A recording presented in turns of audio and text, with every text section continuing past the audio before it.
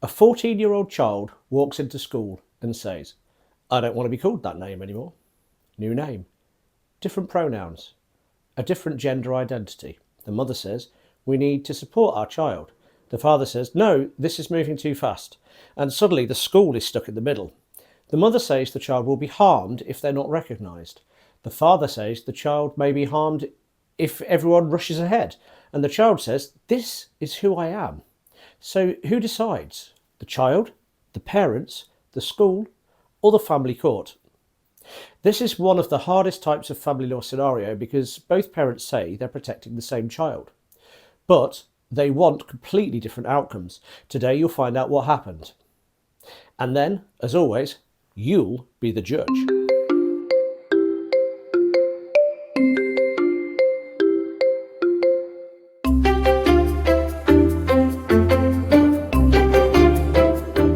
Welcome back to Family Court, You Be the Judge.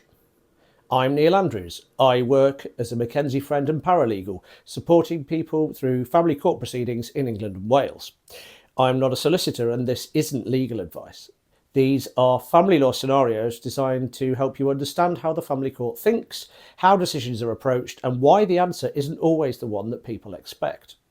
Any similarities to any particular family, child, parent, scenario, or set of proceedings are entirely coincidental. This series is about learning from scenarios. It's not about identifying anyone. If you've been following this series, you'll know the format by now. I give you a scenario, then you decide what you think should happen. Then in the next episode, I tell you what happened next, and more importantly, why. If you haven't already, please hit like, subscribe, and leave your answer in the comments as we go. Because the whole point of this series is that you are not just watching, you're judging. So a recap. Last time I gave you this scenario. A 14-year-old child told both parents that they identified as a different gender. The child wanted a new name, different pronouns, and wanted school to recognise the change. The mother supported the child. The father opposed it. Not because he didn't love the child, not because he wanted to reject the child, but because he believed 14 was too young to make such a significant decision. The child said, this is who I am. The parents couldn't agree, and so they ended up before the family court.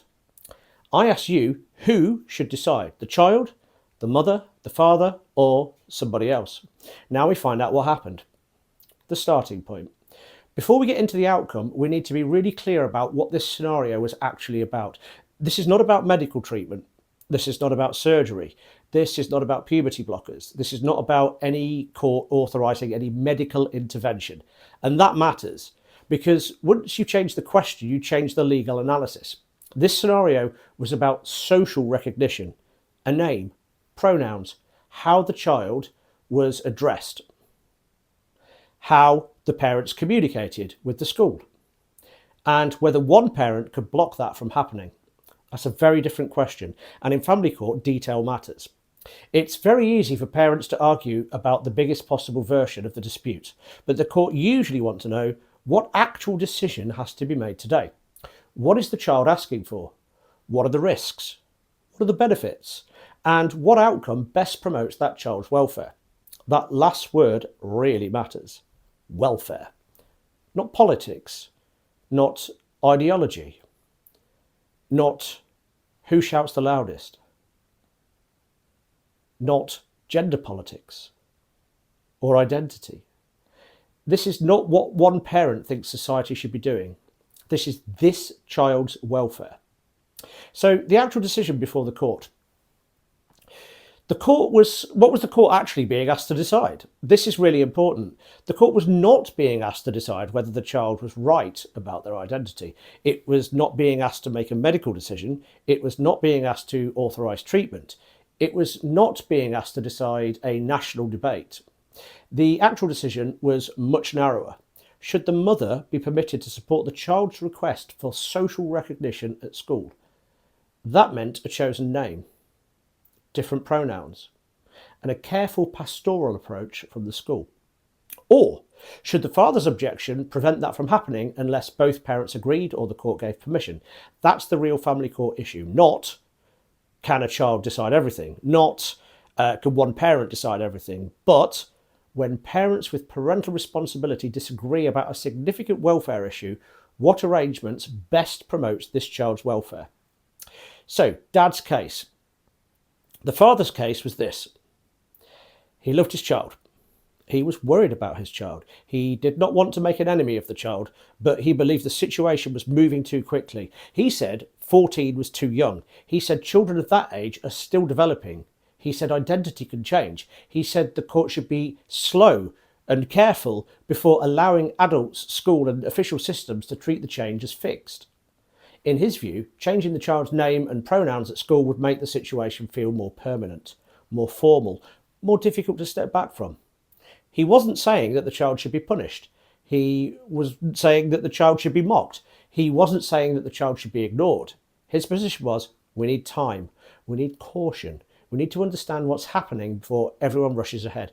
And I think that's important to recognise. Because in family court, a parent's position can be deeply unpopular with the other parent and still come from a genuine place of concern. The father said he was trying to protect the child from a decision they might later regret. He also said this was a major issue of parental responsibility. He argued that one parent should not be able to decide it alone, and he said the school should not simply follow the mother's view if the father objected. So his case was not I don't care, his case was I care so much that I think we need to slow down. Turning to Mum's case, the mother saw things very differently. She said the child had been clear. This was not one comment. This was consistent. This was not an emotional moment. This was not something said after a bad day. She said the child had been expressing these feelings consistently for some time. The mother said the child was becoming increasingly distressed when their chosen name was ignored. She said the child felt unseen, unheard. She said the school had become harder. She said friendships had become more difficult, and the child's anxiety had increased because adults around them were arguing about whether they should be recognised at all. Her position was, this is not about rushing, this is about listening. The mother said the child was 14, old enough to express a clear view, old enough to understand what they were asking for, and old enough for their wishes and feelings to be taken seriously. She said refusing the child's name and pronouns would not protect them, it would harm them. The mother also said this was not a medical decision, no surgery, no medication, no irreversible medical treatment. This was instead how the child was to be addressed, how the child was treated day to day, and whether the child felt safe and respected. So her case wasn't that the father doesn't matter, her case was that the child is telling us what they need and we should not ignore them. The issue. So the issue for the court was not simply, is the mother right? Or is the father right? And if you've been following my videos through this series, you'll know that that's a common theme. The real question is a lot more precise than that. Should a 14-year-old's request for school be supported now? And beneath that were several smaller questions. How much weight should the court give to the child's wishes and feelings? What was in the child's welfare interests? Could one parent block the change? What role should the school play? Was support likely to reduce harm? Or could support too quickly create harm on its own? This is why these scenarios are hard, because both parents were talking about harm. The mother said refusal would cause harm, the father said rushing would cause harm. Both parents said they were protecting the child, but the court had to decide which risk carried more weight on the facts of this scenario. The child's position. The child was 14, not 4, not 7, not 9, 14. That doesn't mean the child automatically decides, but it does mean their views matter a lot. In children proceedings, the court looks at the child's wishes and feelings in light of their age and understanding. So the older and more mature the child is, the more weight those views may carry. Not always and not automatically, but often. The court wanted to understand whether this was a fixed and considered view. The court wanted to know whether the child understood what they were asking for. The court wanted to know whether anyone was pressuring them. The court wanted to know whether the child felt safe speaking openly. And the court wanted to know what impact the dispute between the parents was having. Because sometimes the court is not just looking at the issue in isolation, it's looking at the conflict around the issue. A child may be able to cope with a difficult personal question, but not cope with becoming the battlefield between two parents. And that was one of the biggest concerns here. The child was not just trying to manage their own identity, they were trying to manage two adults reacting in completely opposite ways. And that's a heavy burden for any child. Then there was the school. The child wanted school to recognise the new name and pronouns. The mother supported that, the father objected. So what was the school meant to do? And this is where the dispute became practical. Family court is often much more practical than people expect. It's not always dramatic speeches and big declarations. Sometimes the question is, what should the school write on the register? What name should be used in class? Should both parents receive the same information? Who can consent? Should the school wait? Should the school proceed? Should the child be spoken to by pastoral staff? Should there be a review date? Should there be a safeguarding plan? Should both parents be involved? That may sound less dramatic, but that's where the scenario really sits. Because if both parents have parental responsibility and they disagree about a significant decision, the court may be asked to resolve that dispute. Not by declaring one parent morally superior, but by making a welfare decision. The judge considered the child's age, their understanding, their emotional presentation, the consistency of what they had said, the impact of being refused recognition, the impact of moving too quickly, the quality of each parent's relationship with the child, and the likely effect of any order that they made. The court also had to think about harm, not just physical harm, emotional harm, psychological harm, harm from rejection, harm from pressure, harm from conflict, harm from a child feeling forced to choose between parents. That last point really matters, because in this scenario, the court was not just worried about the child's gender identity, the court was worried about the child becoming trapped in the middle. One parent saying, "I support you," the other saying, "I don't agree," and the child experiencing that as, one of my parents accepts me, one of my parents doesn't. Now, that may not have been what the father meant, but the court has to look at the impact, not just the intention. A parent may intend to protect, but if the child experiences that protection as rejection, the court has to take that seriously. The father's concerns. That does not mean that the father's concerns were ignored. They weren't. The court accepted that a 14-year-old is still a child.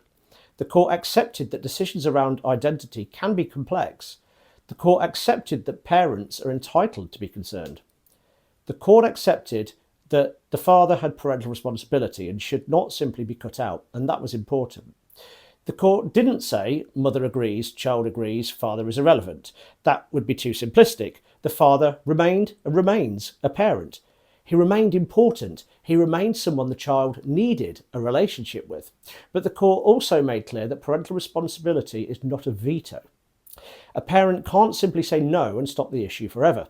If the parents can't agree, the court has to decide, and the court decides by looking at welfare. So what happened? The court did not make a sweeping declaration about the child's identity. The court did not say the father had to change his beliefs.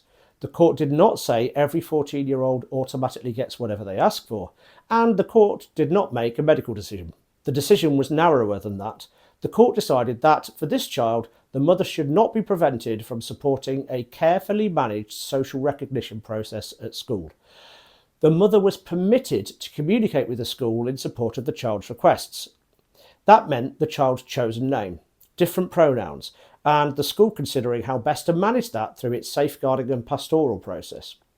The father was to remain informed. He was not excluded. His views were not erased, but his disagreement was not treated as an absolute veto. The court's reasoning was based on the specific facts of this scenario. The child was 14. The child's views had been consistent. The child understood what they were asking for. There was evidence of distress. And the court was concerned about the emotional impact of making the child feel rejected or trapped between two parents. But there were safeguards. The school approach had to be handled carefully. The parents had to share information. The child was not to be interrogated. The child was not to be pressured. The mother was not to treat the father as irrelevant. And the father was not to use his disagreement in a way that undermined or distressed the child. So the answer was not the child decides everything, it was not the mother decides everything, and it was not the father can block it. The answer was the court decides the specific issue by applying the welfare principle to this child in this scenario on these facts. I think this scenario is important because people often want a very simple answer. They want the court to say the child decides or the parents decide, or the school decides, or the court decides, but the real answer is more complicated. The child's views matter. The parents' views matter. The school's safeguarding responsibilities matter. Professional input may matter, but ultimately, if the parents can't agree and the issue comes before the court has to make a welfare decision. And with an older child, especially a 14-year-old, the court is going to be very interested in what that child says. Not because children always get the final say, they don't, but because by 14, the court is usually going to be cautious about forcing an outcome that the child experiences as deeply rejecting. That doesn't mean every request must be accepted. It doesn't mean that parents should be silenced. It doesn't mean that concerns are irrelevant, but it does mean the court will look very carefully at whether the opposition is actually helping the child or whether it is making the child's life harder. That's the uncomfortable part. A parent can have genuine concerns. A parent can be acting from love. A parent can be trying to protect. And still, the court may decide that their approach is not in the child's welfare interests. As a Mackenzie friend, I often see parents arrive at the family court thinking the judge is there to decide which parent has the better argument. But in children proceedings, the judge is usually trying to answer a different question. What does this child need now? Not what would make one parent feel vindicated. Not what would win the debate online. Not what would satisfy everyone's principles. But what does this child need now? And that's why these scenarios can feel so difficult, because family court often operates in the grey areas, not the extremes. The mother in this scenario was not simply right because she supported the child. The father was not simply wrong because he was concerned. But when the court looked at the whole picture, the child's age, maturity, consistency, distress and welfare topped the balance. So the outcome was support, but careful support, not reckless support, not secret support, not support that erased the father. Careful support, and that distinction matters. So what can we take from this? First, the court is likely to give significant weight to the wishes and feelings of an older child. Second, parental responsibility gives both parents a voice, but not a veto. Third, school issues can become family court issues where parents with parental responsibility strongly disagree. Fourth, the court will usually be wary of a child being placed in the middle of an adult dispute. And fifth, the court's answer will depend on the individual child. That's why two scenarios that look similar on paper can have very different outcome. Age matters, maturity matters, consistency matters, distress matters, professional involvement matters, the parent's behaviour matters, and the practical plan matters. And that's why family court is rarely as simple as mother wins, father wins, child wins. It's usually about finding the least harmful way forward. I think in a previous video I described it as the least imperfect solution. So, did you get this one right? Did you think the court would support the child? Or did you think the father's concerns would carry more weight? Let me know in the comments. I would love to hear. If you disagree with the outcome, say why. But please keep it respectful, because this is exactly the kind of scenario where people can have very strong views. The challenge is to think like the court, not like a politician, not like a campaigner, not like someone arguing online, but like a judge applying the welfare principle to one child in one family law scenario. If you're finding this series useful, please like the video, subscribe to the channel and share it with someone who's trying to understand how family court actually works, because the more people that understand the process, the less frightening it becomes. Now, it's your turn. It's your turn to be the judge. A 13-year-old girl tells both parents she wants to move permanently to live with her father. She says she feels happier there. She says her father understands her better, and she says she wants her main home to be with him. The father supports the move. He says his daughter is old enough to know where she wants to live. He says he has been clear, and he says the court should listen to her. The mother opposes the move. She says her daughter is not making a mature decision. She says this is about rules, boundaries, homework, bedtimes, screen time, and being told no. The mother says she doesn't want to move because life is better there. She wants to move because life is easier there. The daughter insists she's made up her mind. The father says the court should respect that. The mother says the court should protect her daughter from making a decision she may regret. So what should happen?